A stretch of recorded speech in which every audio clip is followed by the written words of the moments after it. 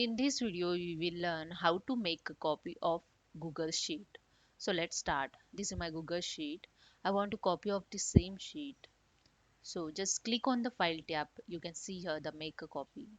Just click on that. You can change your name. I just enter copy of data to. Okay. You can select here folder where you want to save this copy of this Google Sheet. So I just click on the my data and click the select. Share it with the same people. Copy of the comment, you can share this to the same people.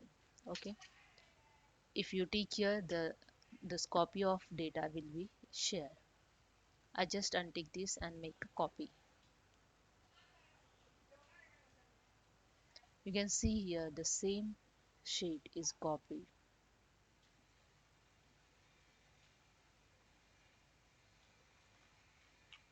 See 1 2 3 and combine data.